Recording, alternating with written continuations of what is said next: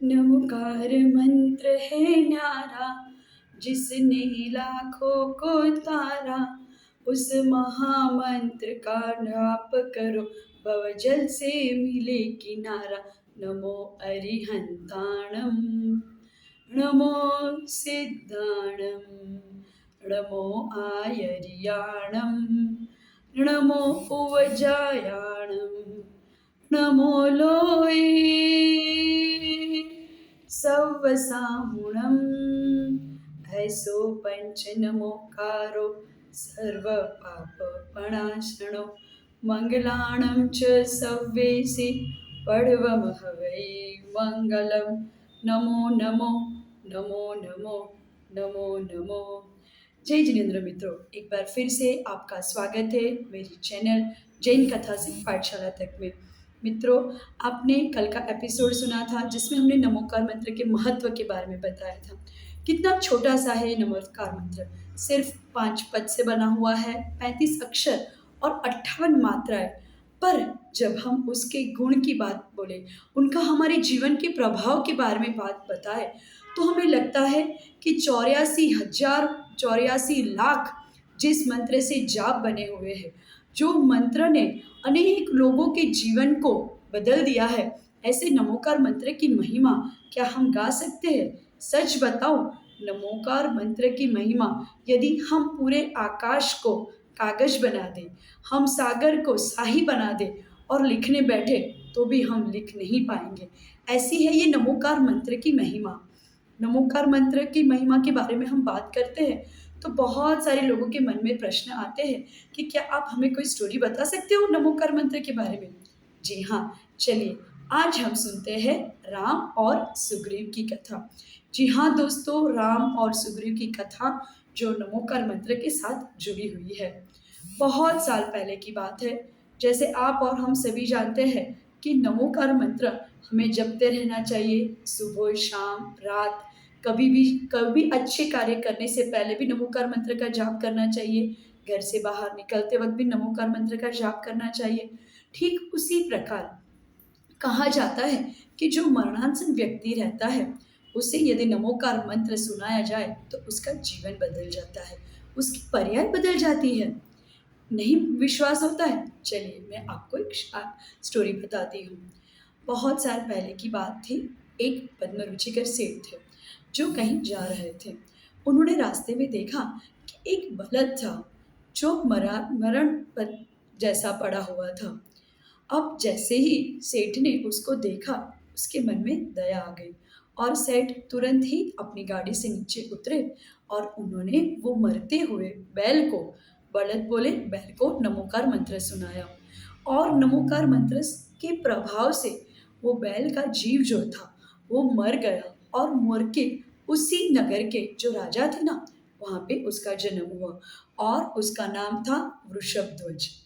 अब वृषभध्वज जिनका जन्म हुआ, वो वहाँ पे पता नहीं किस वजह से, ऐसे तो खुश थे पर उनको अपना पूर्व का भव याद आ गया। दुखी हो गए, मैंने कितना कष्ट सहन किया है जब मैं बैल था। और उन्हें और एक बात ये याद आ गई कि जब मैं मर रहा था तब किसी सेठ ने मुझे नमोकार मंत्र सुनाया था, जिस वजह से मेरी पर्याय बदल गई है। बहुत बहुत बहुत कृतज्ञ हो गया उस सेठ के प्रति। सोचने लगा कि कब मुझे वो सेठ मिले, कब मैं उनके दर्शन कर पाऊंगा।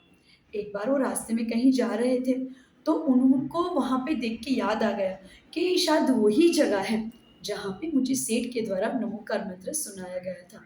अब उनके मन में बड़ी जिज्ञासा जागी कि मैं उस सेठ को कैसे मिलूं।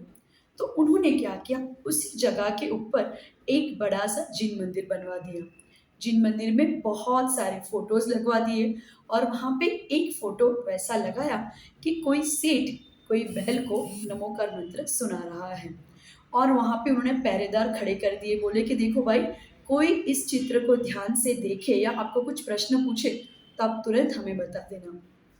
थोड़े दिन के बाद पद्मरुचिकर सेठ वहाँ से निकल रहे थे, जिन मंदिर था, दर्शन करने चले गए। जब उन्होंने दर्शन किए तो वहाँ पे उन्होंने देखा कि एक बैल को कोई नमोकार मंत्र सुना रहा है। पद्मरुचिकर सेठ वहाँ पे देखते ही रह गए, सोचने लगे कि अरे ये चित्र यहाँ पे कैसे आ गया। मेरा मैंने ही तो सुनाया था नमोकार मंत्र।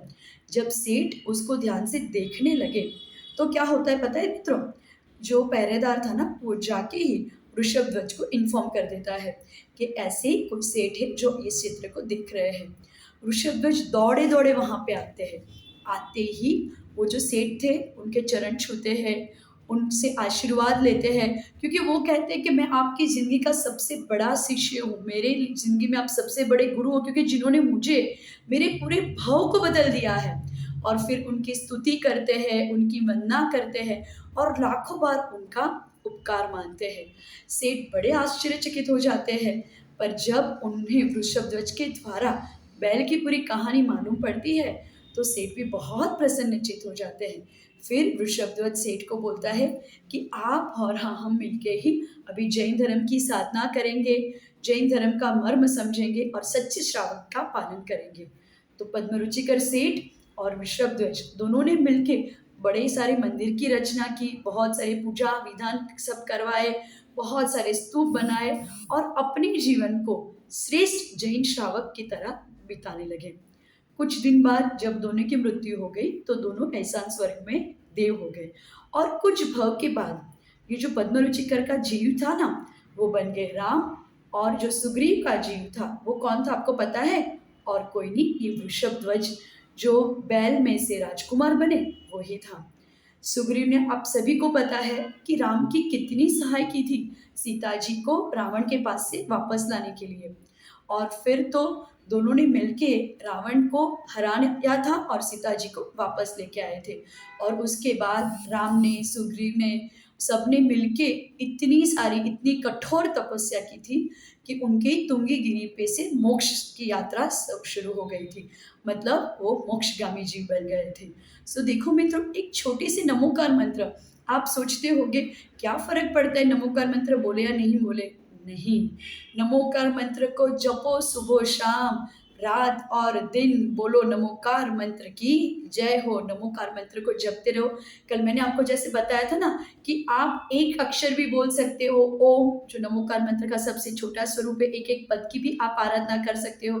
पर जब आप पूरे नमोकार मंत्र को बोलते हो तो क्या कहना, देखो छोटे से नमोकार मंत्र से एक बैल का जीव मोक्ष में चला गया। तो क्या हम जो मनुष्य है, जैन धर्म में हमने जन्म लिया है, क्या अपनी जिंदगी को नहीं सुधार सकते? अवश्य सुधार सकते हैं। तो हमें भी नमोकार मंत्र का सदैव जाप जपते रहना चाहिए, उनका आदर करना चाहिए। अरे आपको पता है नमोकार मंत्र के अपमान से क्या फल मिलता है? मैं आपको उसकी स्टोरी भी ज़रूर बताऊंगी पर अपने नेक्स्ट एपिसोड से। तो ऐसी ही रोचक कहानियाँ धर्म से जुड़ी हुई सुनने के लिए आप सबको जुड़ना है मेरी चैनल जैन कथा से पाठशाला के तक। और इस चैनल को सब्सक्राइब करना, शेयर करना, लाइक करना बिल्कुल भी ना भूलिए।